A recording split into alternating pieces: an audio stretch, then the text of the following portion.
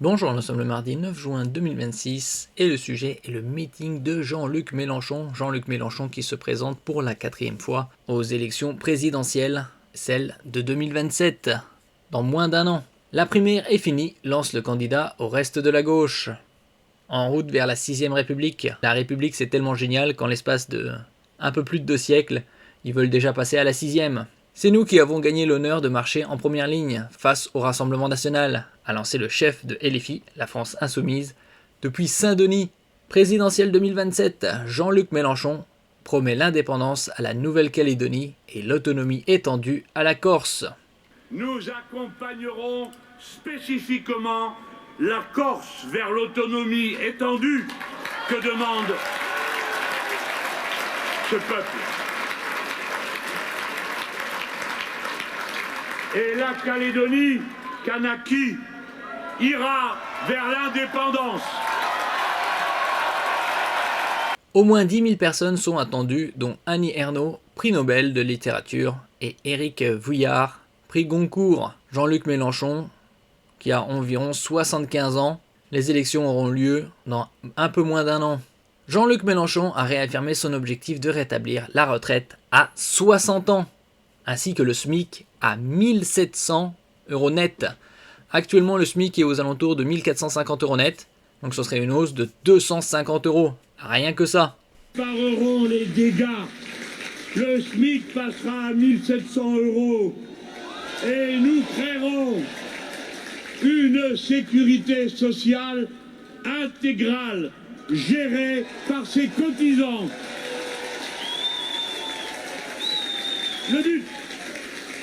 Le but reste l'abrogation de la réforme des retraites à 64 ans,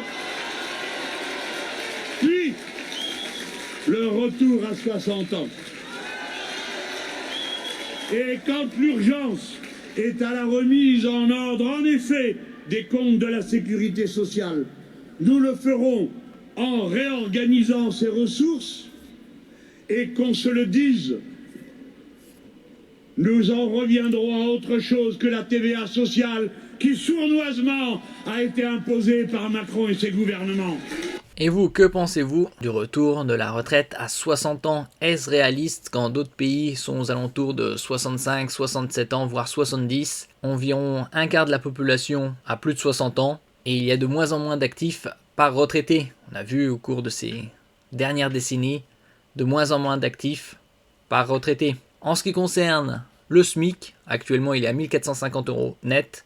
Ils veulent passer à 1 700 € net. Juste 250 €. Une hausse considérable. Est-ce réaliste?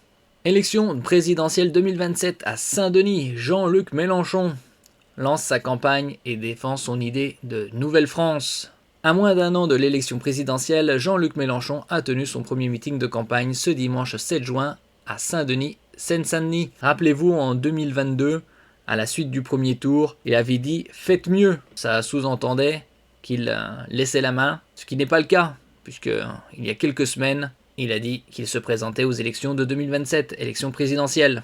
En avant vers la 6ème République.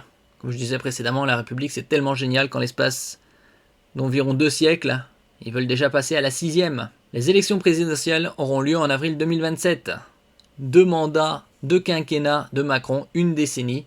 En 2017, le déficit public était de 2200 milliards. Actuellement, il est aux alentours de 3600 milliards. Encore un peu moins d'un an, est-ce qu'on atteindra les 4000 milliards de déficit? Le chômage est à 8,1%. Les faillites d'entreprises n'ont jamais été aussi élevées. 2024, plus de 65 000. 2025, plus de 70 000. En 2026, ce sera probablement plus de 80 000. Pour l'heure, selon le dernier baromètre Odoxa Mascaré pour Public Sénat et la presse quotidienne régionale, Jean-Luc Mélenchon est crédité de 16% des intentions de vote au premier tour de l'élection présidentielle. Loin derrière Jordan Bardella, crédité de 32% des voix, 2 fois plus. Et vous, que pensez-vous? Est-ce que Jean-Luc Mélenchon a ses chances d'atteindre le 2e tour? Nous avons droit à un débat présidentiel sérieux.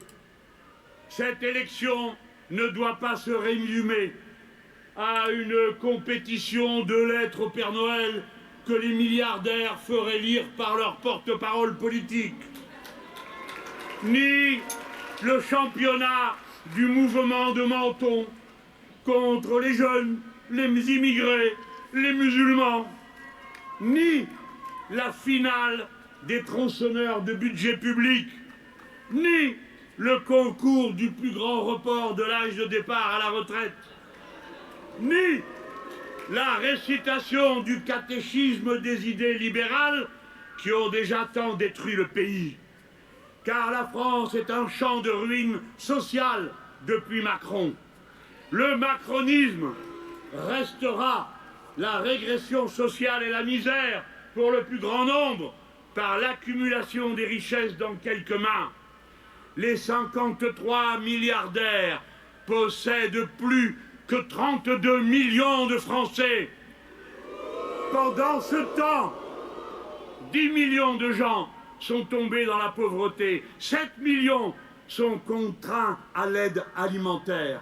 Alors chacun doit dire maintenant, dans son programme, quelle est la priorité?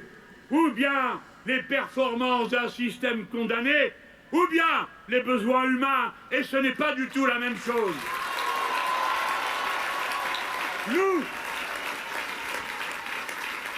Nous réparerons les dégâts.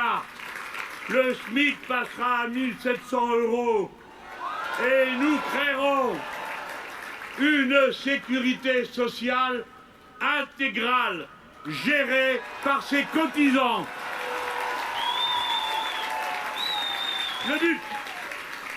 Le but reste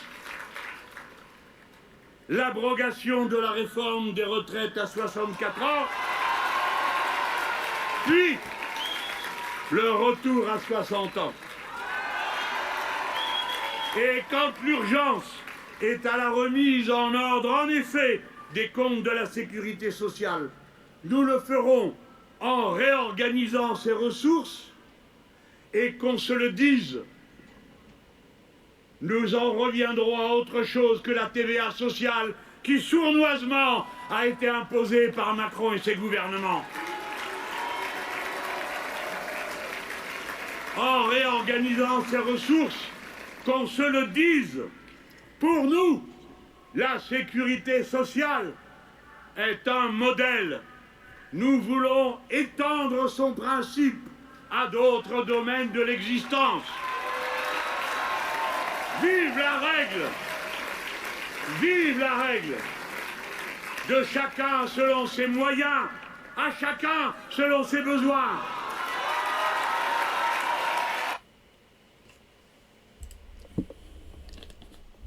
Merci pour votre écoute et à la prochaine.